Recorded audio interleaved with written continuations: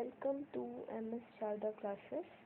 And for today's our lecture is about insertional inactivation of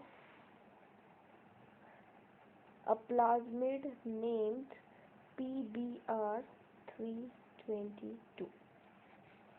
right, चलिए अगर हम इसके अलावा बात करते हैं, टॉपिक स्टार्ट करते हैं। तो topic we will start from the definition. अगर हम डेफिनेशन की बात करें तो डेफिनेशन क्या कहती है हमें, इट इन्वॉल्व, अगर हम नेम के अकॉर्डिंग जाएं तो वो कहती है कि हमें इंसर्शनल इनएक्टिवेशन, कि हमने इंसर्ट किया and it will got inactivate, और वो इनएक्टिवेट हो गया। सो this is called insertional inactivation. ठीक है, तो हम इसी के ऊपर ही बात करेंगे आज कि इंसर्शनल इनएक्टिवेशन क्या है। जैसे कि it involves inactivation of a gene, कि हमने प्लाज्मिड में एक जीन को इनएक्टिवेट कर दिया। How it gets inactivated, it is inactivated by insertion of some other foreign gene और एलियन पीस ऑफ डीएनए, कुछ भी कह सकते हैं उसे। अब हम इसी को ही फर्दर अगर लेकर चलें तो हमें एक प्लाज्मिड में क्या क्या चीज़ें होनी चाहिए, तभी हम उसको एक इंसर्शनल इनएक्टिवेशन के प्रोसेस को फॉलो कर सकते हैं। They should have an origin of replication, that is ori. Origin of replication क्या होता है? ओरिजिन ऑफ रेप्लिकेशन मीन्स जहाँ से हम रेप्लिकेशन को स्टार्ट करते हैं, राइट। उसके बाद सेकेंड चीज होनी चाहिए उसके पास सेलेक्टेबल मार्कर। सेलेक्टेबल मार्कर क्या कहते हैं? सेलेक्टेबल मार्कर का काम क्या होता है कि जब भी हम प्लाज्मिड को इंसर्ट करेंगे किसी बैक्टीरिया में, तो ये हमें हेल्प करेंगे कि कैसे हमें पता चले कि प्लाज्मिड इंसर्ट हुआ है या फिर नहीं हुआ। उसके बाद थर्ड थिंग होनी चाहिए क्लोनिंग वेक्टर्स की। क्लोनिंग वेक्टर्स मतलब कि क्लोनिंग साइट होनी चाहिए उसमें कोई, कि अगर हमारे पास सपोज ये प्लाज्मिड है तो इस प्लाज्मिड में कौन सी साइट है जहाँ पर हम क्या कर सकते हैं, अपना ये अनदर जीन को इंसर्ट कर सकते हैं, फॉरेन जीन को इंसर्ट कर सकते हैं, या फिर एलियन जीन को हम इंसर्ट कर सकते हैं। चलिए अब हम इसी के लिए एक बार PBR322 प्लाज्मिड का स्ट्रक्चर देख लेते हैं। स्ट्रक्चर पे आते हैं तो इसका साइज अप्रॉक्सीमेटली 4.36 kb है। इसमें हमने कहा कि अभी तीन चीज़ें होनी चाहिए, one is ORI, second is selectable marker and third one is cloning site. ये तीन चीज़ें हमें इसमें चाहिए, राइट। तो हम वन बाय वन इन्हीं पे ही ध्यान देते हैं। अगर इन पे अगर हम देखें तो this is our first requirement, that is our origin of application, that is ORI, right. उसके बाद हम सेलेक्टेबल मार्कर की बात करें, so these two are the selectable marker, that is tetracycline resistance and ampicillin resistance. उसके बाद बात करते हैं क्लोनिंग साइट्स की, so these are some of the cloning sites, that is EcoR1, HIN3, BAMH1, XML, that is PVU2, PST1. They all are some of the cloning sites. These are the three things which we required in our plasmid for this process, that is insertional inactivation.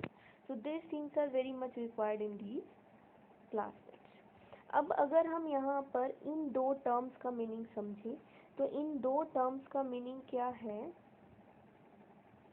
अगर हम इसकी बात करते हैं तो इसको कि these two terms are very much important है, कि अगर हमें ये दो टर्म्स नहीं समझ में आती है then we are unable to do that, हम जो है इसको अच्छे से कर नहीं पाएंगे। अभी तो देखते हैं कि क्या है ये एम्पिसिलिन रेजिस्टेंस की बात कर रहे हैं हम। अगर हम एम्पिसिलिन रेजिस्टेंस की बात करें तो एम्पिसिलिन रेजिस्टेंस का मतलब है, एम्पिसिलिन को देखें तो ये एक एंटीबायोटिक है, right, this is an antibiotic, ठीक। और रेजिस्टेंस मतलब विच स्टॉप्स। अब एम्पिसिलिन जो है एक एंटीबायोटिक है और रेजिस्टेंस मतलब कि ये इसके काम को स्टॉप कर रहा है। मतलब ओवरऑल इसका काम क्या है कि this is a particular gene which stops activity of ampicillin, जो एम्पीसिलिन की एक्टिविटी को स्टॉप कर देंगे। तो this is are ampicillin resistance gene. Ampicillin resistance gene क्या होगा? एम्पीसिलिन रेजिस्टेंस जीन का मतलब है जो हमारे एम्पीसिलिन के एक्शन को स्टॉप कर दे, और एम्पीसिलिन का एक्शन है बैक्टीरिया को किल करना। तो इट मीन्स कि अगर एम्पीसिलिन रेजिस्टेंस प्रेजेंट है तो that is unable to kill the bacteria, bacteria वहाँ पर किल नहीं होगा। समझ में आ गई ये चीज़? तो यहाँ पे अगर हम इसी चीज़ को दोबारा से देखते हैं एक बार, इसका मीनिंग क्या है। हमने कहा कि एम्पीसिलिन एक हमारे पास एंटीबायोटिक है, और इस एंटीबायोटिक का काम होता है सेल को किल करना। और अगर मैं इसी की ही अपोजिट की बात करूँ तो मेरे पास एक जीन है एम्पीसिलिन रेजिस्टेंस, और जिसका काम क्या है? Ampicillin resistance gene is the ampicillin resistance gene का काम क्या है? To stop this activity. मतलब ये एम्पीसिलिन की एक्टिविटी को स्टॉप कर देगा। How it stops? It stops the this action, वो सेल को जो किल करने वाला एक्शन है उसे स्टॉप कर देगा। इन द सिमिलर वे अगर मैं यहाँ पर टेट्रासाइक्लिन रेजिस्टेंस की बात करती हूँ तो टेट्रासाइक्लिन रेजिस्टेंस भी सेम इसी तरह से वर्क करता है। कैसे वर्क करेगा इधर देखते हैं हम। अगर हम टेट्रासाइक्लिन, अगेन जो टेट्रासाइक्लिन है वो एक एंटीबायोटिक है, और एंटीबायोटिक का काम है सेल को किल करना। कौन से सेल को? बैक्टीरिया सेल को किल करना। ठीक, अब यहाँ पर बैक्टीरिया सेल को किल करना इसका काम है। और अगर मैं टेट्रासाइक्लिन रेजिस्टेंस डाल देती हूँ तो टेट्रासाइक्लिन रेजिस्टेंस क्या करेगा? It stops the activity of tetracycline. तो टेट्रासाइक्लिन का काम था सेल को किल करना, तो इट मीन्स सेल जो है वो किल नहीं होगा। It means in the presence of resistance gene either tetracycline और ampicillin the cell will not kill, cell kill नहीं होगा। सेल के ऊपर एम्पीसिलिन रेजिस्टेंस की प्रेजेंस में एम्पीसिलिन का एक्शन नहीं होगा, और टेट्रासाइक्लिन रेजिस्टेंस के केस में टेट्रासाइक्लिन का एक्शन नहीं होगा। This is, I think this is clear to all of you, क्योंकि this point is very much important. अगर आपको ये पॉइंट नहीं समझ में आया है तो आगे वाला पॉइंट भी नहीं समझ में आएगा। अगर इसमें ये चीज़ समझ में आ गई कि टेट्रासाइक्लिन और एम्पीसिलिन रेजिस्टेंस जीन का फंक्शन क्या है, तो बाकी चीज़ें ऑटोमेटिकली समझ में आ जाएंगी। अब हम इसके प्रोसेस पे चलते हैं। प्रोसेस पे अगर हम चलें तो दिस इज आवर प्रोसेस, तो हम इसको one by one step by step पढ़ेंगे। देखो सबसे पहले अगर हम इसकी बात करें, वी हैव दिस प्लाज्मिड, हमारे पास ये प्लाज्मिड है, इसमें ये दो जीन है। This one is tetracycline resistance and this one is ampicillin resistance. ये हमारे पास दो जीन है। अब मैंने इसके अंदर एक और जीन ऐड कर दिया है, that is a foreign gene. ये मैंने एक फॉरेन जीन लेकर इसमें ऐड कर दिया। कैसे ऐड किया? Firstly I have treated this with a particular cloning enzyme, restriction enzyme से ट्रीट कराया। सपोज मैंने BAMH1 ले लिया विच इज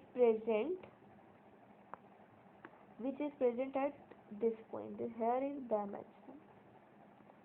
ठीक, यहाँ पे इसकी साइड प्रेजेंट है। इट मीन्स जब भी BAMH1 यहाँ पे कट लगाएगा, what will they form? They will form these type of enzymes।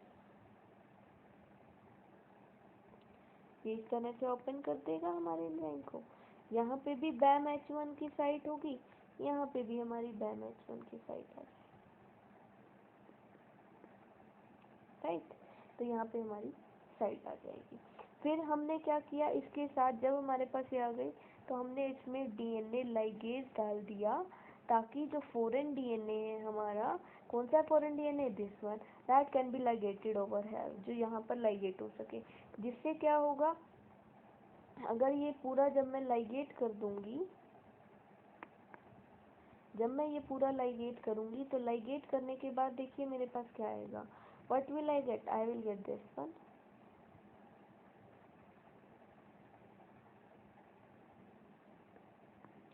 This is our ampicillin resistance gene. This is our tetracycline resistance gene. अब ये टेट्रासाइक्लिन रेजिस्टेंस जीन जरूर है, बट ये टेट्रासाइक्लिन रेजिस्टेंस जीन जो है, ये हमारा टेट्रासाइक्लिन रेजिस्टेंस जीन जो था वो यहाँ पर डीएनए लिगेज से फॉरेन डीएनए ऐड हो गया। Due to this insertion of this tetracycline resistance gene in between the tetracycline resistance gene are tetracycline resistance gene that got inactivated। ये इनएक्टिवेट हो चुका है, समझ में? तो इसी को ही हमने इंसर्शन इनएक्टिवेशन कहा है। हमने कहा due to insertion of this foreign gene or tetracycline resistance gene got inactivated, but how do we find that it got inactivated? We will further see this with diagram। देखो हमने ये plasmid लिया था, हमने इस प्लाज्मिड में ये हमारी BAM-H1 की साइट है, ये टेट्रासाइक्लिन रेजिस्टेंस जीन हो गया और ये हमारा एम्पिसिलिन रेजिस्टेंस जीन हो गया। हमने इसमें अपना ये फॉरेन डीएनए डाला और फॉरेन डीएनए और उसके साथ BAM-H1 डाला, और ताकि ये जो फॉरेन डीएनए था वो इस जगह पे देखो ये लाइगेट हो चुका है, ये हमारा यहाँ पर फॉरेन डीएनए आ गया, राइट। अब जब ये हमारे यहाँ पर ये फॉरेन डीएनए आया है, after ligation of this foreign DNA, now this is not a PBR322 plasmid, now it is called as recombinant DNA, because here is combination of two DNAs, one is plasmid and other one is foreign DNA, तो इसीलिए अब ये plasmid DNA का combination हो चुका है। अब इसमें हमने क्या किया, now we have inserted that DNA, ये जो रिकॉम्बिनेंट डीएनए था इसे हमने इंसर्ट कर दिया एक बैक्टीरिया में, राइट। हमने इसको एक बैक्टीरिया में इंसर्ट कर दिया, बट जैसे ही हमने इसको बैक्टीरिया में डाला, हमारे पास क्वेश्चन ये अराइज हो गया कि whether all the bacteria are transformed और नॉट। तो इसके लिए हमें सबसे पहले ये समझना होगा कि यहाँ पर इसका मीनिंग क्या है। अब हमने कहा, हमने क्या किया था, अब हमारे पास ये आया था, हमारे पास रिकॉम्बिनेंट डीएनए जिसमें हमारा फॉरेन डीएनए यहाँ पर इंसर्टेड था। तो हमने इसको क्या किया, we have inserted that in a bacteria, हमने एक बैक्टीरिया में इसे डाल दिया। बट हमारे पास क्वेश्चन ये था कि क्योंकि हाँ that is a random process, कि मैंने एक कल्चर मीडियम लिया, मैंने उसमें प्लाज्मिड और बैक्टीरिया को एक साथ रख दिया, तो this is a random process कि ये प्लाज्मिड जो है, जो रिकॉम्बिनेंट डीएनए की फॉर्म था, that will be inserted over here और नॉट। तो वो एक रैंडम प्रोसेस है। तो इस रैंडम प्रोसेस के लिए हमें क्या करना पड़ेगा, हमें सबसे पहले ये देखना है कि किसमें कौन सा बैक्टीरिया ऐसा है जिसमें हमारा डीएनए इंसर्ट हुआ है और कौन सा डीएनए ऐसा है जिसमें हमारा डीएनए इंसर्ट नहीं हुआ है। तो उसके लिए हमने क्या किया, वी हैव थ्री थिंग्स, हमारे पास तीन चीज़ें थी कि या तो जो बैक्टीरिया है दे हैव नो इंसर्ट, या तो उसके पास कुछ भी इंसर्ट नहीं हुआ है, राइट। हमारे पास क्या थी, तीन चीज़ें थी, तीन पॉइंट आए यहाँ पर, या तो इसके पास कुछ भी इंसर्ट नहीं हुआ, नो इंसर्ट, कोई ना प्लाज्मिड गया ना ही ये गया, या तो ऑप्शन हमारे पास ये था कि यहाँ पर प्लाज्मिड इंसर्ट हो गया, रिकॉम्बिनेंट डीएनए इंसर्ट नहीं हुआ, उसकी जगह प्लाज्मिड इंसर्ट हो गया। थर्ड ऑप्शन ये था कि यहाँ पर रिकॉम्बिनेंट डीएनए इंसर्ट हो गया। तो now we have to check कि इन तीनों में से कौन सी चीज़ हमारे बैक्टीरिया में ऐड हुई है। तो उसको चेक करने के लिए देखो हमने क्या किया है, हमने क्या किया, हमने सबसे पहले जो भी हमारे पास बैक्टीरियाज आए थे, we have culture that bacteria in this petri dish, हमने एक पेट्री डिश ली और उसमें इसको कल्चर कर दिया, and after culturing this in a petri dish हमने इसकी रेप्लिका प्लेटिंग बनाई। रेप्लिका का मतलब होता है फोटोकॉपी, कि हमने इसकी फ़ोटोकॉपी जनरेट कर ली है। फ़ोटोकॉपी जनरेट करना का मतलब क्या है कि क्योंकि अगर मैं इस ये वाली मेन प्लेट यूज़ करती हूँ तो हो सकता है मेरे कुछ ऐड करने से बैक्टीरिया डाई हो जाए, तो मेरा जो यहाँ तक का काम था सारा वेस्ट हो जाएगा अगर बैक्टीरिया डाई हो जाए तो मैं जो भी आगे का काम करूँगी मैं फ़ोटोकॉपी पे करूँगी, ताकि मेरा जो मेन प्लेट है वो प्रिजर्व्ड रहे। तो मैंने इसकी एक रेप्लिका बना ली विच मीन्स अ फोटोकॉपी। तो मैंने इस आगे जो भी काम किया वो रेप्लिका पे किया। मैंने अब सबसे पहले क्या किया, एम्पिसिलिन ऐड कर दिया रेप्लिका पर। तो मैंने जैसे ही एम्पिसिलिन ऐड किया रेप्लिका पर, सी हियर कि ये मेरे पास एक पेट्री डिश थी, इसके ऊपर 5 कॉलोनीज आई थी। ठीक, तो जैसे ही मैंने इसके ऊपर एम्पिसिलिन ऐड किया, एम्पिसिलिन ऐड करने से इसमें ये जो हमारे पास टोटल 5 कॉलोनी थी, जैसे फर्स्ट एंड फोर्थ वाले जो सेल्स थे वो डाई हो गए। तो डाई होने से मुझे पता चला, क्योंकि अब मैंने देखा कि मेरे पास 4 ऑप्शन थे, 3 ऑप्शन थे। एक था नो इंसर्ट का ऑप्शन, एक प्लाज्मिड का ऑप्शन था मेरे पास, और एक रिकॉम्बिनेंट डीएनए का ऑप्शन था मेरे पास। राइट, अगर मैं नो इंसर्ट, अगर उसके पास कोई भी ना ही प्लाज्मिड है ना ही आरएनए है, तो क्या होगा, कोई भी डीएनए उसके ऊपर सरवाइव नहीं करेगा। क्यों? क्योंकि प्लाज्मिड के पास एम्पिसिलिन रेजिस्टेंस जीन है और रिकॉम्बिनेंट डीएनए के पास भी एम्पिसिलिन रेजिस्टेंस जीन है। तो जो क्या करेगा, इस एम्पिसिलिन से बचाएगा बैक्टीरिया को। बट जिसके पास कुछ भी नहीं है, that will not survive. It means जो हमारे पास फर्स्ट और फोर्थ कॉलोनी थी, दे कंटेन नो इंसर्ट, इनके पास कुछ भी इंसर्ट नहीं था। या फिर मैं इसकी जगह पर ये बोलूं कि ये जो फर्स्ट और फोर्थ कॉलोनी थी, they are non transformed. Non transformed मतलब जिसमें कुछ भी नहीं गया है, जिसमें ना तो प्लाज्मिड गया ना ही बैक्टीरिया गया। जो नो इंसर्ट वाले थे उनको हमने बोल दिया कि they are non transformed. Is this clear to all of you? अब उसके बाद हमने क्या किया, अब देखो हमारे पास 3 कॉलोनीज रह गई। यहाँ देखेंगे तो फर्स्ट और फोर्थ वाली डाई हो चुकी थी। Now we are left with second, third, second, third and fifth colony. ठीक है, अभी ये 3 कॉलोनीज हमारे पास रह गई थी। अगर मैं इन 3 कॉलोनीज के बाद आगे देखें तो हमने क्या किया, now we are adding tetracycline. हमने यहाँ पर देखो इस स्टेज में टेट्रासाइक्लिन ऐड किया है। टेट्रासाइक्लिन ऐड करने से देखो क्या हुआ, सेकेंड और थर्ड डाई हो गई है। अगर सेकेंड और थर्ड देखो, अब हमारे पास सिर्फ वही, अब हमारे पास 2 ऑप्शन थे, या तो इनमें प्लाज्मिड होगा या तो इनके अंदर क्या होगा, आरडीएनए होगा, रिकॉम्बिनेंट डीएनए होगा। 2 ही ऑप्शन थे हमारे पास। तो अगर हम देखें तो this is our plasmid and this is our recombinant DNA.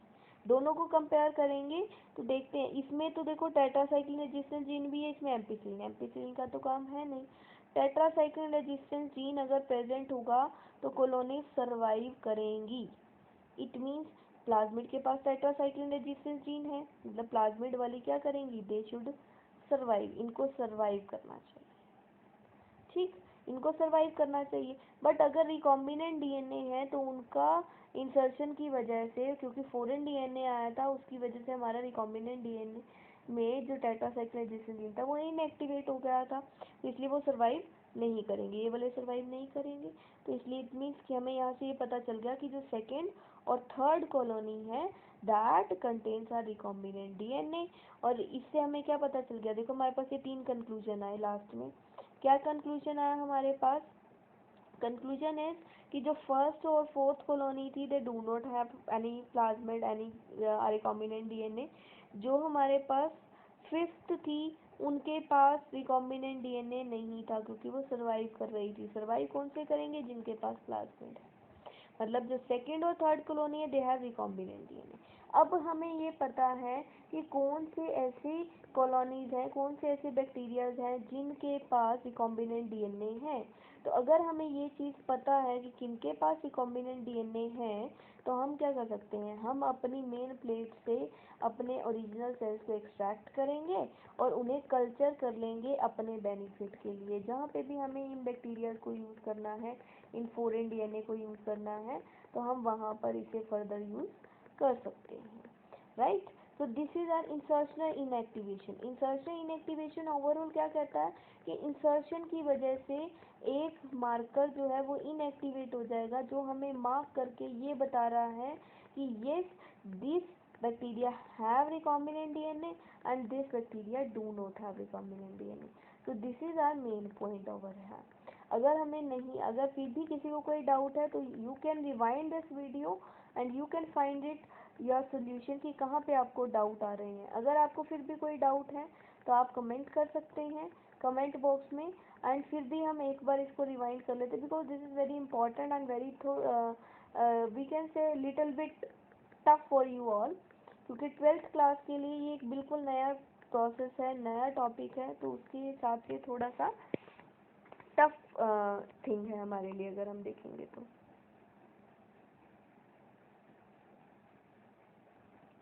Right, तो अगर हम इसके ऊपर देखते हैं तो हमने सबसे पहले रिवाइंड करते हैं, हमने एक प्लाज्मिड लिया था।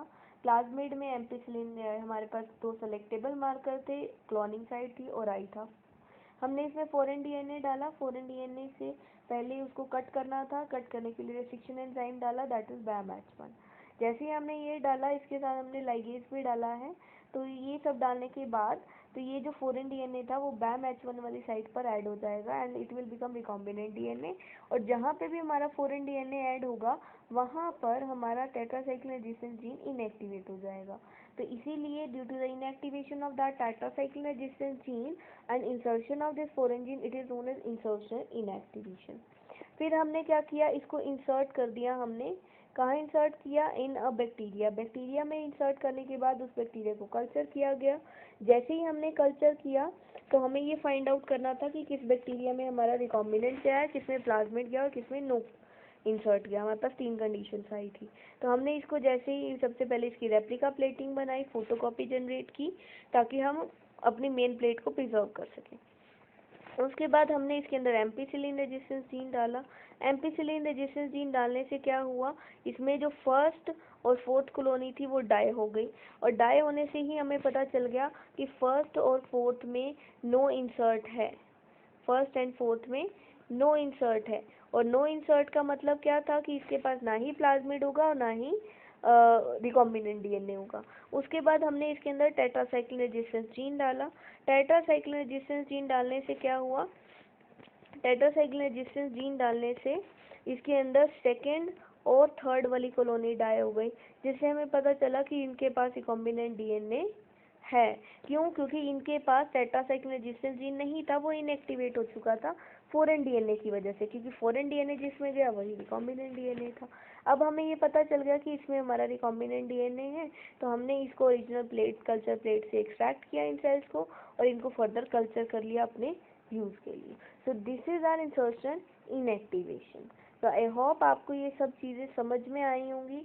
अगर फिर भी कहीं डाउट है तो please remind the video and comment me where you have doubt, so we can clear in it in our next lecture.